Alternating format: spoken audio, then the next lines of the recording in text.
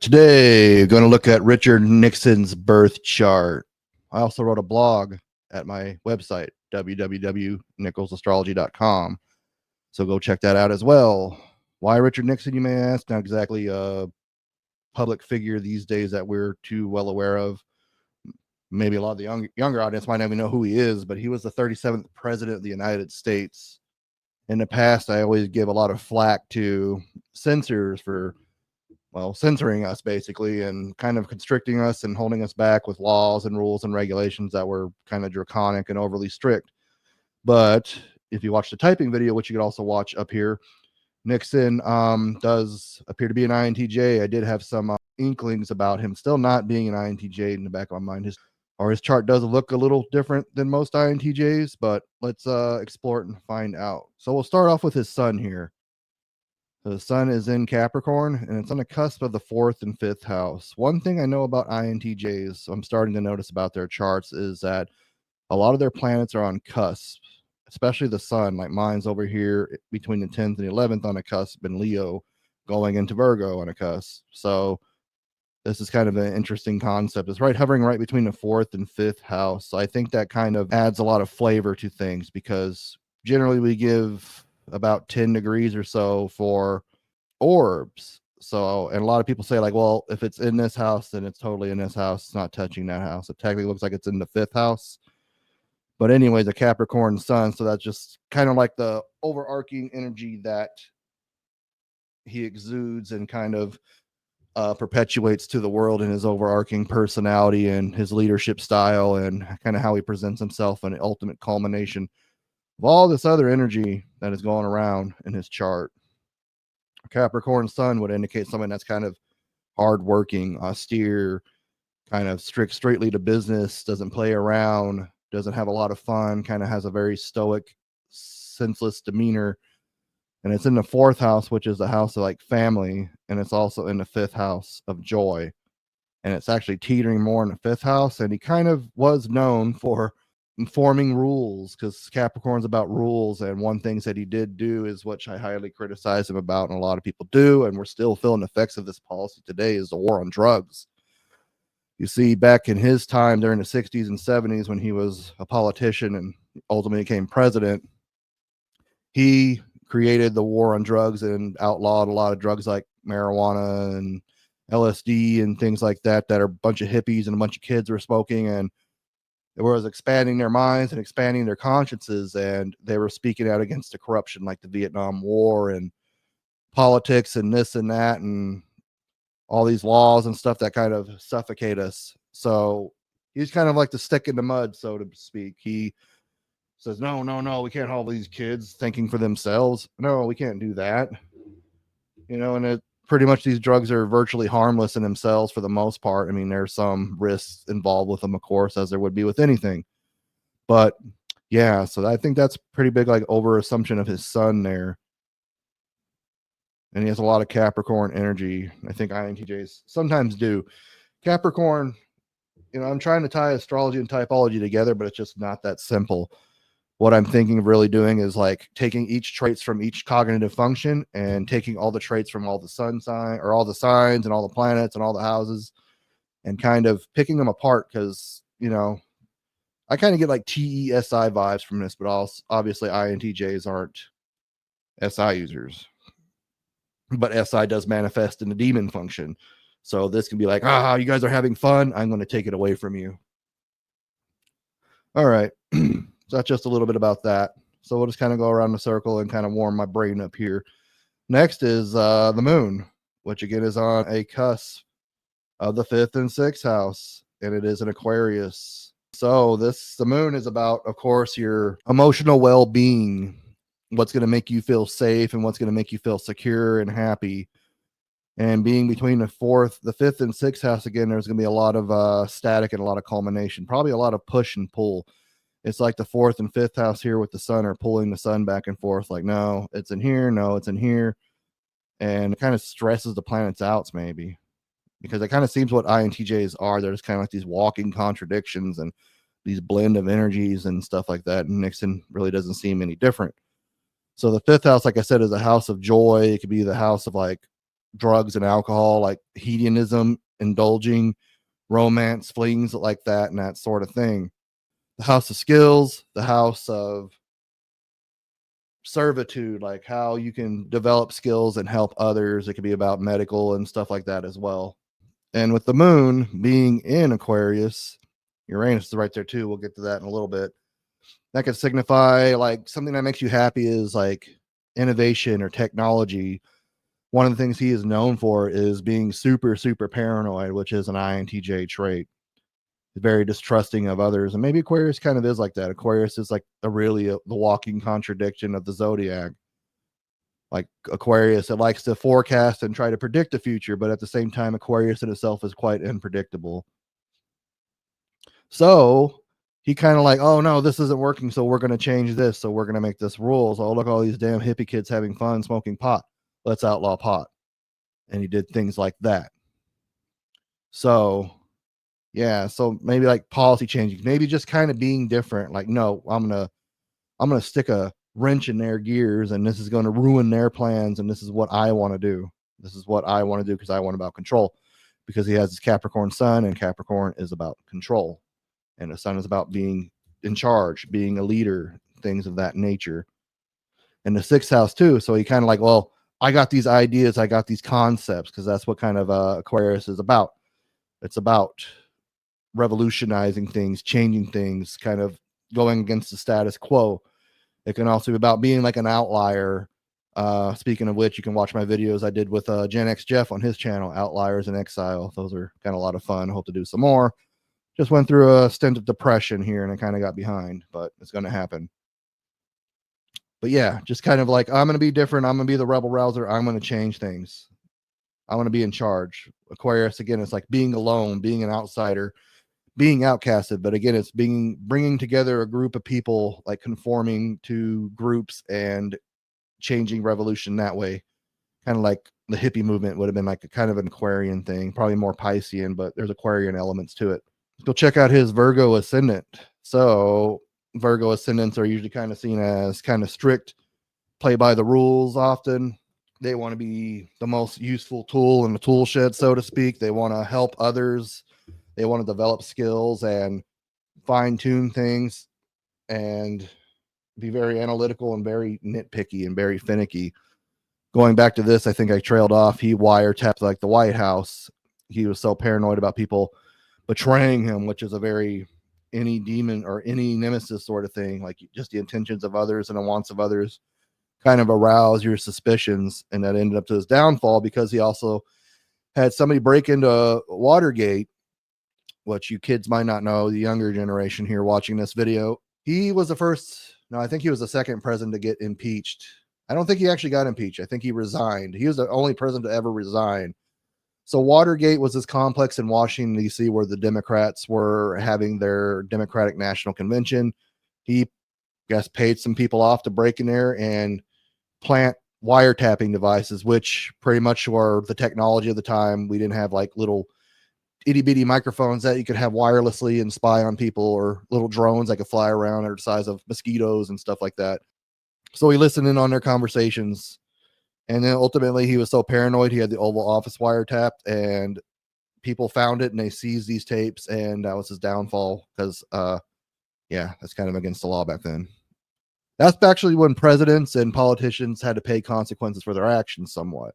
These days, as we can see, I also did a video on Donald Trump's chart and his blog post too, analyzing his chart. You can watch that as well on my channel.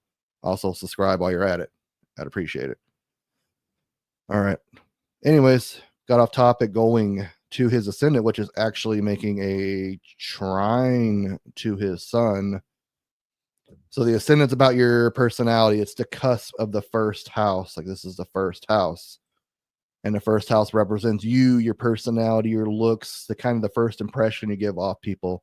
So he's kind of analytical, stoic, kind of keeps his cards close to his chest. It's not very emotional. It's very thorough and detailed oriented. So he has a lot of earth energy going on here. Next, let's find his Mercury, which is right here in a conjunction with Venus. I'm sorry, in conjunction with Mars and Jupiter. So Mercury represents communication styles. It represents your intellect, how you converse with anybody, other people. It can be about, it's kind of like the trickster function. It plays tricks against you. That's like when we go on Mercury retrogrades, why we have all these problems with communication and stuff breaking down and plans falling through and saying things of that nature. And being in Capricorn, I think I have a coworker who's an ESFJ, oddly enough, and he has Capricorn Mercury. What they like to do is they like to break things down step by step. Like I notice he'll grab all those things, he'll organize it the way he wants to organize it, and he'll pick it up in a certain way. And he's very fickle about that. It's actually pretty cool. He takes like buildings and he makes these miniature buildings and he tries to sell them. Just very like slow, methodical, and analytical about his speech and what he says and how he interacts with people. And it's in the fourth house. I think he actually has it in the fourth house too, which is about family. It's about what's like behind your private life, your emotional state, and things like that. We'll get to the others in a minute, but it's mixed with Mars and Jupiter. So it's going to kind of make it more aggressive and assertive, and it's going to expand upon that. But talked about Mercury a little bit. Let's go to Venus, which is making a conjunction with Chiron in the sixth house in Pisces. So people with Venus and Pisces, so Venus is about relationships and relating to others and beauty and things along that sort of thing. It can also be about money and currency and stuff like that as well, and resources and basic human needs. With it in Pisces, usually people, these are kind of dreamers that they want these kind of like these deep fantasies, these relationships, like kind of like a woman would have Venus in Pisces, and I would like, oh, I want Prince Charming to come sweep me off my feet, because Pisces is about fantasy and things like that, and indulgence and overindulgence and kind of escaping things like that. And he has Chiron there, so there's going to be some wound there. And it's also in the sixth house, so that's the house of servitude and house of things like that. So maybe with this Pisces Chiron conjunction here, he's maybe distrusting of other people in relationships, and it's really, really close to the descendant as well, the cusp of the second house, which is actually in Pisces. That's kind of the people that he's attracted to. It's kind of like dreamy people. Like Pisces is actually the hippie energy, so maybe there was some kind of push pull there going on, like, oh, I hate these stinking hippies, but deep down he kind of was more idealistic and maybe charming and things like that nature, and he kind of hate what you really are deep down, sort of thing, so you rebel against it. And maybe he formed relationships that can help him with skills and get where he needs and kind of help him get servitude, like his cabinet or his administration or things like that. Or I don't know much about his wife. I think her name was Nancy. Kind of look into her a little bit more and get more context, maybe. Next, we'll go back here to Mars, which we talked about a little bit, which is making this conjunction here with Mercury and Jupiter. And again, it's on a cusp. That's right here, kind of between Sagittarius and Capricorn. So I got my Mars actually in Sagittarius too, but it's over here in the second house. So I try to look for commonalities with other INTJs. So it's kind of right here in the cusp, like I said. So Mars in a fire sign would be extra fiery and passionate.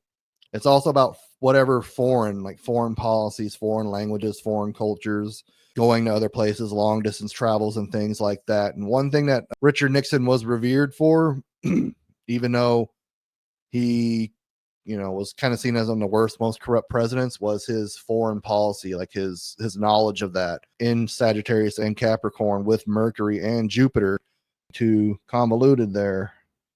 So we got this conjunction here. So whatever Jupiter touches, whatever it aspects, it kind of expands and grows and accentuates. So his being able to communicate knowledge of foreign policies, because it is teetering here in Capricorn or in Sagittarius, and it's also here in Capricorn.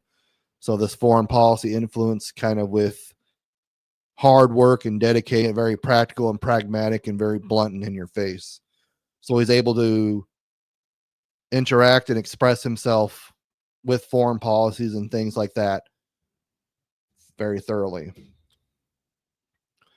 All right, so Mars, so right here on Jupiter. So Jupiter, like I said, is about expansion and growth and luck and prosperity and exuberance, gregariousness and things like that, and expands and blows up and makes everything big. And we already talked about that. It looks like it's already well over here in Capricorn. It looks like Mercury and Mars are either right on top of each other or maybe on top of each other, because that little white line you can see right there is thicker.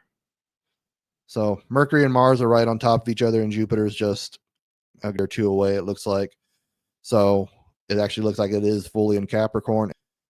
I'm an INTJ and I have Jupiter and chart readings on Hitler, and 3 have it in Jupiter, Capricorn in the 3rd house, but he has his cleanly in the 4th house.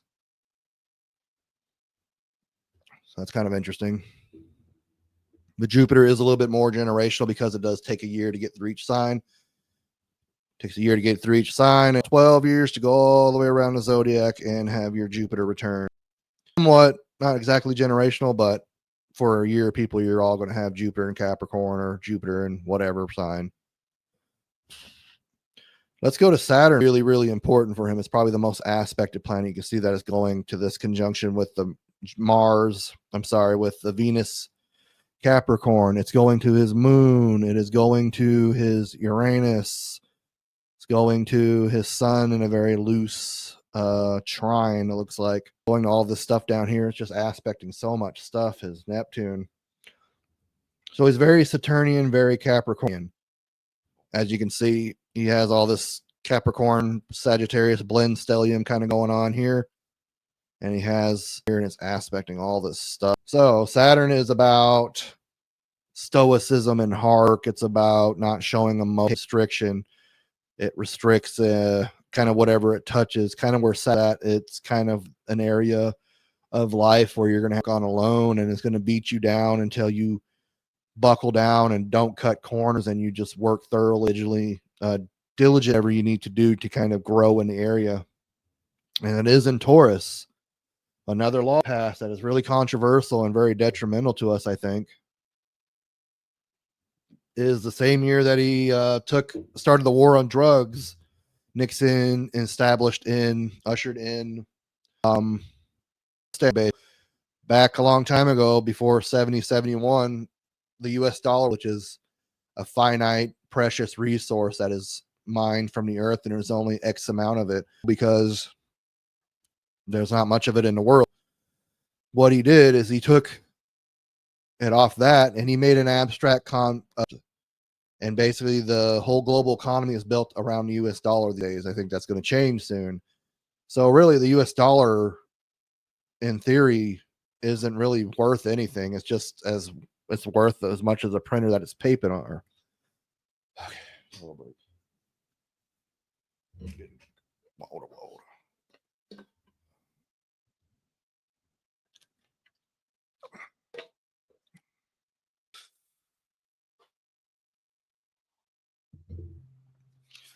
So like I was saying, the Saturn is about limitation and restricting, and Taurus is about finance, resources, and money. Took us off the gold standard, and he created this elaborate concept of what the US dollar is and how it's really based off nothing. There's nothing finite. He took a concrete resource, which is gold, which would be definitely represented by Taurus here, and he took that away. So he restricted that. He restricted money. He restricted what our currency based off. He took the value of gold and from the dollar. Like these days, when we're in recessions, the price of gold goes up and the value of the dollar goes down. And when we're doing well, the value of the dollar goes up and the price of gold goes down. And we'll talk about all these points that it's making to everything else. And Saturn also is in the 9th house, which is associated, with Sagittarius. And again, that's about foreign policy. So a Capricornian energy, a Saturnian energy in foreign policy. After he resigned from his presidency, he went on books again, this Mercury rating, and he's right about foreign policy. And he would travel around the world, quote, named the elder statesman. So he would travel around writing books and promoting his books and kind of being a diplomat between the US and other countries. And kind of, not kind of. Saturn is known as the zodiac. It's like wise and has knowledge, and took his knowledge and he did his best work probably after his presidency. It's really interesting.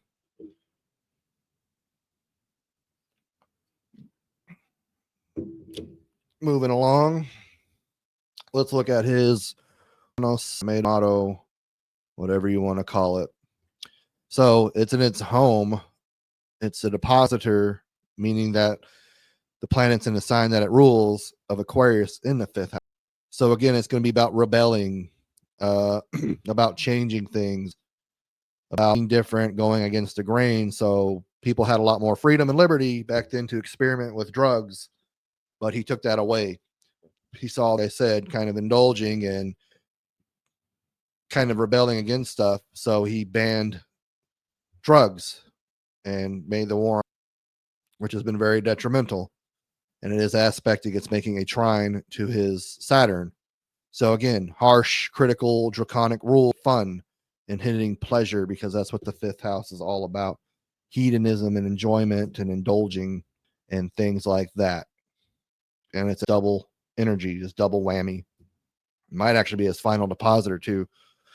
So to find that, we would look at his ascendant, and it is ruled by Virgo. So we would look at Mercury. Mercury is in Capricorn.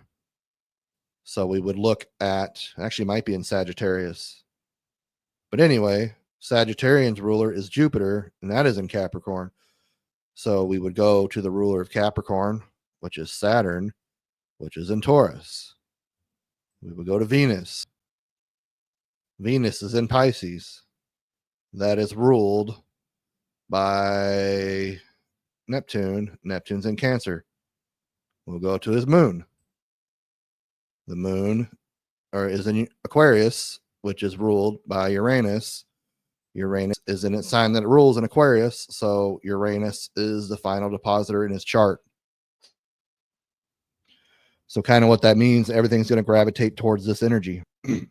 So having his moon and his final depositor of it is pretty huge, that it's in the 5th house and kind of dwindling in the 6th house with his moon. So he probably gets joy from making all these rigid, stark rules and kind of raining on people's parade, going to these music festivals all strung out on LSD and having fun and listening to negativity and expanding your soul base. Wants to kind of stomp on that. No, you got to follow my rules, because supercharged Saturn up here and the supercharged Capricorn energy, and we haven't got to it yet, but we'll get to this 10th house Pluto. But let's go to Neptune here. So Neptune is associated with Pisces, and the 12th house doesn't necessarily, he has no energy there, but stuff will transit his life. Oh, he's dead now. He was born in 1913, so he was pretty old. You can see that here because his Pluto was in Gemini going into Cancer. But Neptune is about fantasy, illusion, psychosis, mental illness, fairness, social justice, like group cohesion. Why don't we all just get along? It's very emotional, creative, about beauty. It's kind of seen as a higher octave of Venus. And it is in Cancer. So deep down, he might have been very sensitive. Its concept alone, it is in the 11th house. So that is the house of quote unquote friends, which is not accurate. That's more of a traditional term. It's about kind of like your community, you group you associate with. And he was a politician. He became president. So his group, his community might have been the American people. And it's in Cancer. So maybe he did have good intentions. Maybe he wanted, because Cancer is about your emotional state. And again, kind of like this water sign. It's a water planet and a water sign in a very air energy, because this is associated again with Uranus and Aquarius. That is like their house that they're associated with and rule. But maybe he thought what he was doing was wrong, or what he was doing was right. Maybe he thought that was a good thing. But I think, 50 years old, we see that being overridden by fentanyl. So rather, someone who's addicted to drugs going out and reaching help and getting the treatment that they need, they treat it as a criminal offense rather than something that's medical. So people have this stigma against them that are doing drugs, and they just want to keep it secret and hide away. And they feel dirty, they feel wrong, they feel bad about reaching out for help.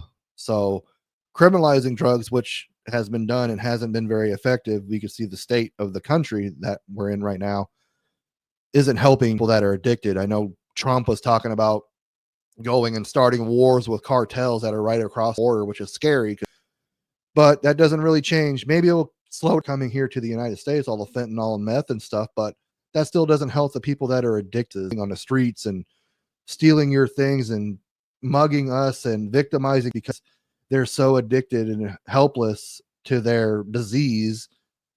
They have to resort to crime, and we're the victims. So he's very looking at a very rigid, small point of it about the drugs flowing into the United States. He's not looking at, which as an ENTJ he should be doing, somewhat at least. But I think we didn't know this information back then. So, in the 70s, maybe this was kind of like a scene of security. This is about security. This is about kind of like security, like I'm going to enforce it. This is like security that's going to make me comfortable.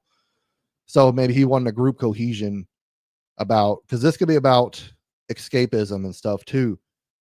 So about like abusing drugs, abusing alcohol, things like this, is hedonistic tendencies that we kind of use as a band-aid to cover our spiritual and our emotional side.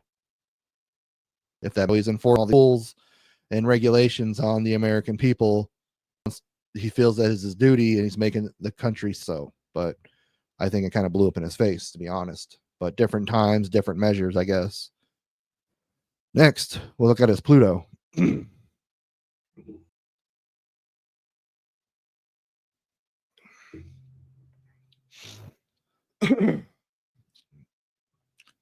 So Pluto is the biggest determinator of generation. I think it takes it even from like 12 to 20 plus years to go through each sign. It's on the very cusp of Gemini, and it's going over into Cancer. So I can't remember the name of the silent generation. They called it the silent generation because they were just their Pluto in Cancer. They just kind of did what they were told, and they took the burden of like the world wars and things like that. Then Pluto went over into Leo, and that became the boomers who reaped the rewards of what the Cancer went through. So Pluto and not talk.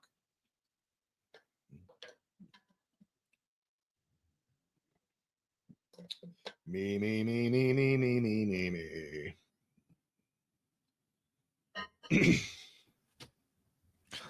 So what Pluto was in the 10th house. So again, about grabbing power. Can't see that.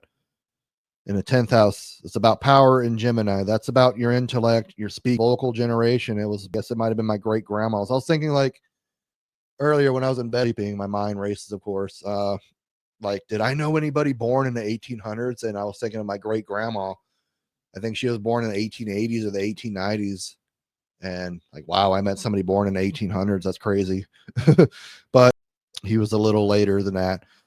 So that generation, what that would represent. So Pluto's about death and transformation and power and control and extremes, transforming your pain and growing into something new, transformation, inversion, things like that. So everybody born around Nixon's time had this placement. It's like a generational concept.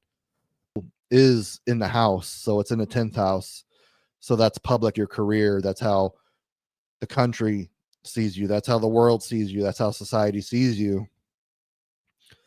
It's like your career. So it's right here is the cusp of the 10th house. That's the nadir. So he wanted power. He wanted control. He wanted dominance, and that's what he craved. He also had a lot of paranoia and a lot of fear. These are both in different ways. Psychology and stuff like that. So he was wiretapping because he was so paranoid, and people kind of seen him as this powerful judicial figure. Was kind of weak and paranoid and had his own faults and hangups because he is human.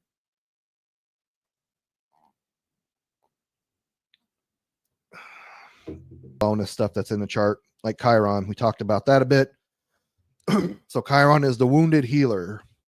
It's about what's inside of you, damaged and needs to be fixed. And like I said, it's making this conjunction in Venus in the 6th house in Pisces. So he had this kind of Neptune energy about wanting to heal society in a weird, strange way. Rigid rules against debauchery and pleasure, and it's It's about control and power with INTJs. They often want their autonomy. So being in Pisces and conjuncting Venus, his wound with women or wound with relationships. And oftentimes, like I've been reason to divulge our energy. So we knowledge, we hoard our emotions, we hoard ourselves and hide it away from the world because we're scared of getting hurt and exposing ourselves and being vulnerable and things along that nature. So maybe he did the same thing. So maybe this is his way of escaping, is exuding all this power and control, because it is making an aspect here to Saturn. It is making a sextile to all this energy here with Mercury, Mars, and Jupiter. That's kind of floating between Sagittarius and Capricorn house. This is about your home life and stuff like that. So in order to kind of heal this wound that he has with relationships and relating to other people and entity and things like that, he has to feel like he is in control and in power. Also making a sextile here, an out of quality, or not a sextile, but a trine, an out of quality trine, it looks like, to Pluto. Or is that a quincunx?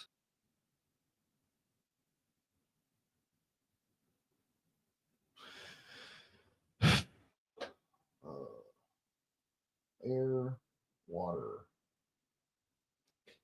Yeah, it's an out of quality trine.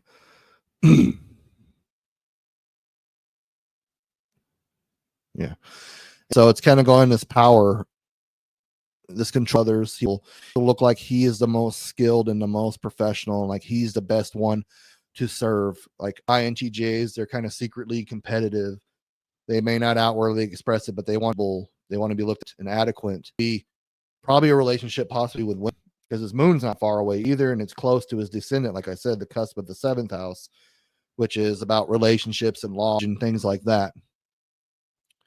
So he has this wound that he's trying to hide and cover up and not expose himself. So maybe later in life, sextile about writing his 9 books and going around the world and kind of expressing himself that way. So maybe he didn't express himself in a properly way.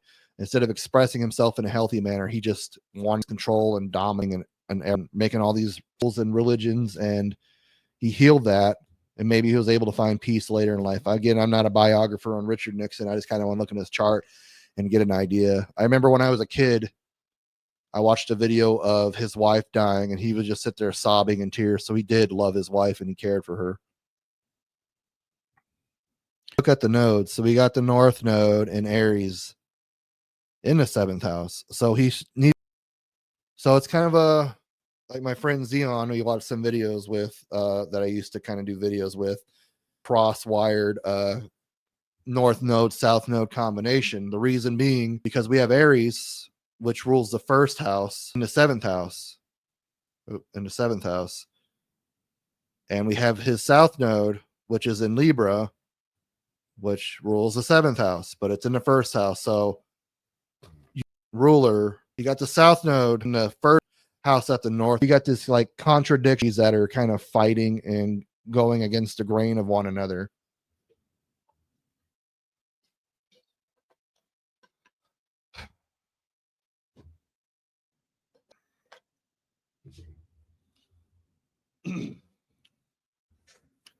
So what this is, pretty much you got to remember the sign is the what, or the plan is the how, and the house is the where.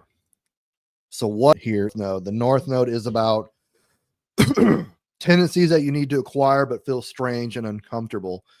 It's what you need to go for your look, but it doesn't feel good.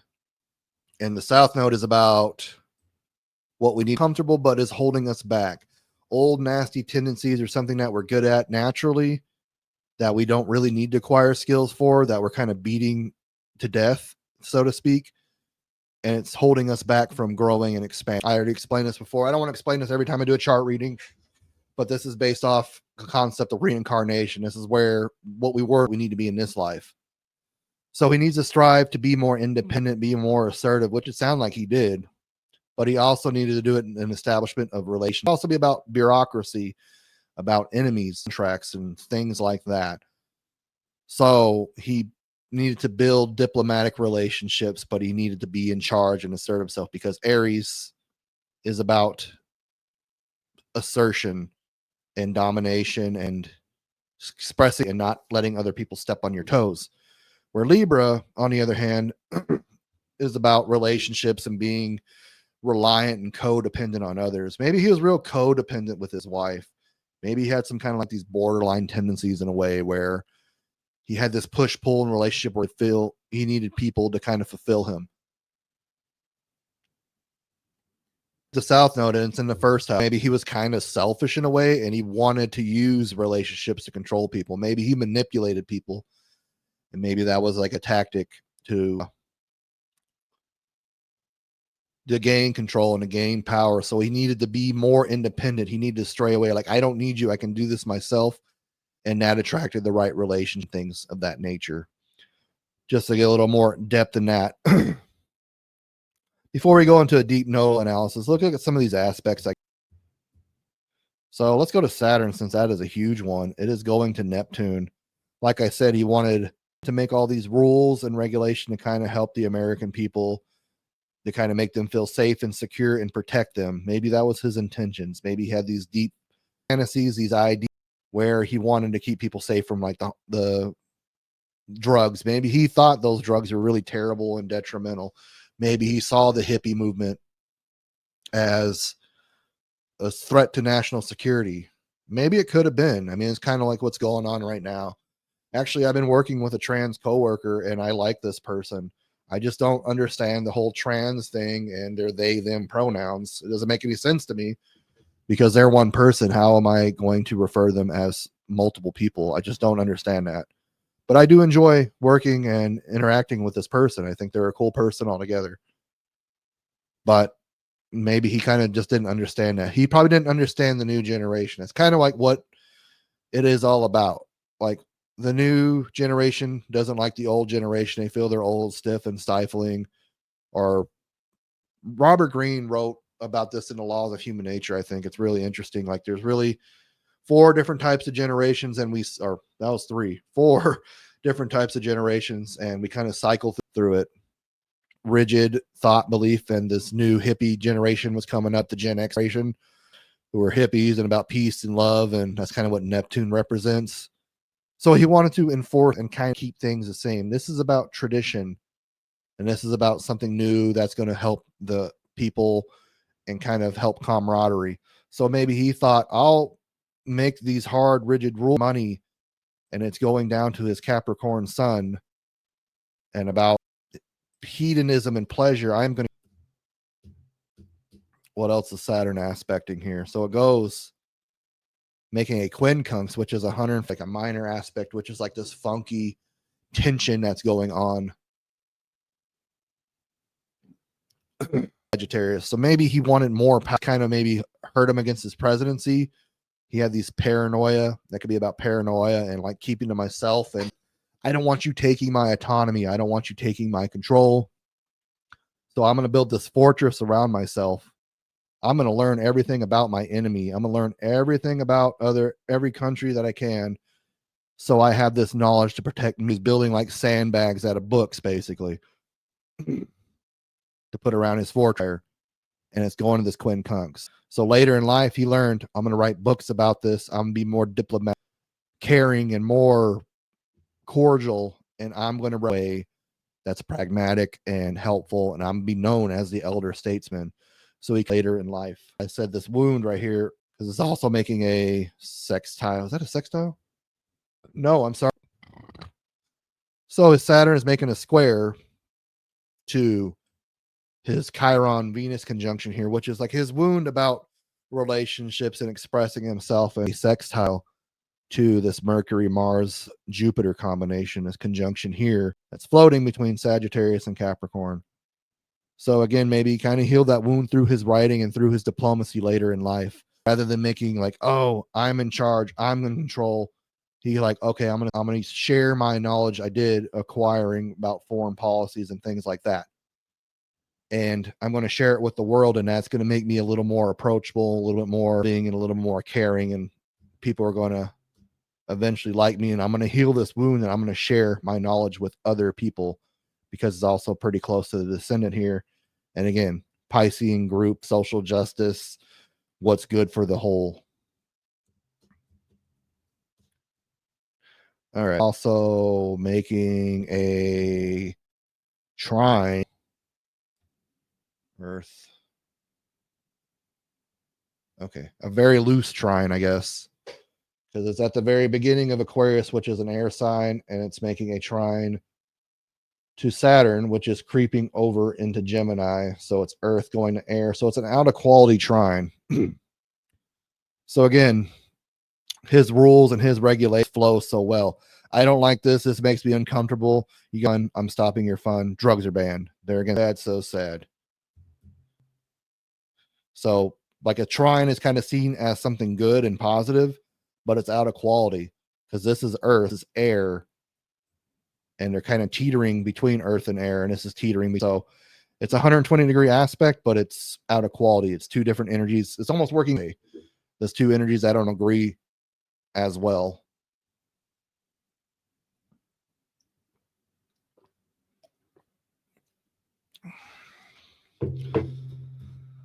All right. Let's see this dotted line. That's touching his sun, and Saturn is so important. That's a very loose trine, and it's Earth energy. So it's a more pure trine, but it's kind of a wide orb. It's probably like 10 or 12 degrees. So it's not as strong as, say, this trine because it's close and it's tighter. It's further apart. So this might be like 130 degrees or 110 degrees rather than 100 degrees. Or being in charge. And later in life, he was the elder statesman, and that is in Capricorn. And this is the eldest rules Capricorn. So that kind of became his moniker. He wanted to be to assert his power. He wanted to be a leader. So this is about power and control, and this is about leadership, and that worked well together. And he became 37th president of the United States. This is awesome. I already talked about that. All right, what else we got here? So almost everything's aspecting at Saturn. All right, so we kind of got back into the nodal analysis. We talked about self among groups of people, and he needs to kind of stray away from codependency and relying on others, and away from his selfishness. So it's kind of this like contradiction. It's kind of going against each other. So we'll look at the ruler of the North Node. So the North Node is in Aries, and Aries is ruled by Mars. Kind of giving more context of where he needed to go is making his conjunction to Jupiter, foreign policy in foreign countries, and long writing. He would go on. So this is about things like, but I'm doing this. I'm asserting myself. This is who I am. I'm expressing myself. He did that through writing his books and traveling and becoming a statesman. So he kind of did exactly what he needed to do. And like I said, it's making a sextile to the ruler of his North Node, which he healed this wound. So maybe people saw them as this cold, distant, draconic, hard-ass guy. But later in life, he chilled out and expressed his knowledge to help other people and kind of bridge gaps between other cultures. So that's pretty cool. And it's also making a sextile to himself. These tendencies still that were kind of holding him back. So he kind of hoarded all this stuff. He hoarded this diplomacy. He was like this diplomat, or not a diplomat, but a bureaucrat. So he probably would manipulate other people with bureaucracy and laws and rules. So he became real knowledgeable on all this stuff and that. And it kind of held him back, but he was good at it. But it made him seem like, oh, this guy's an asshole. He won't let me be who I want to be. But he kind of strayed away from that. And he had a bureaucracy and laws and rules and politics and things like that. And he did it in a more helpful manner of writing books and sharing, quote unquote, elder statesman. And it's also making an opposition 108 here in the 10th house. So he used his, it's retrograde too. Okay. So that context, and that as it was going against, like he wanted to heal and protect the American people, banning all these verse. It's going backwards. So instead of like social justice and stuff like that, he might have saw like it helped the masses, but it didn't help the masses in a long run. But he kind of saw that away because of retrograde. Same with this Pluto. So he kind of kept this power to himself, and he wanted to be in control, and he didn't want to express himself. Later on, he integrated this energy, communicated shared his knowledge and power. But it's making a quincunx to this. Again, that's a minor, and it's going to this. So he was trying to manipulate and control people with his bureaucracy and his politics and his knowledge of laws like that, and manipulating others to get what he wants. And that caused this wound about like, oh man, this guy's just using me. He's just using me as to get ahead in president, and it's rubbing me the wrong way. Then paranoia and his need for power and control up at the Watergate scandal, and he had to resign, and he was humbled. He knows now that it blew up in his face. He had all this knowledge and power, and he needed it to be more agreeable, more loving, and more caring to his fellow humans. And we look at this, it is in Libra, and the ruler of Libra is Venus, and it is making a quincunx to Venus. So it's kind of having this tense aspect going back and forth fighting, and he needed to learn to integrate this and control it and take away, like, I'm going to use people with my knowledge and my power and my status and my title, and that rubs people. So I can't have the intimate relationships that I so dream about. Maybe he just house all day like, oh yeah, I wish I could have this romance in my life and stuff like that.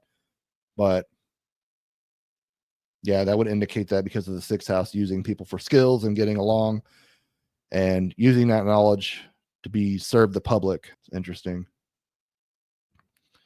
And this is, of course, making an aspect to Saturn and Pluto. But I think that's pretty much all I have. So go ahead again, go to www.nicholsastrology.com, and you can read the blog. I'll put a description. You can also watch the typology video too.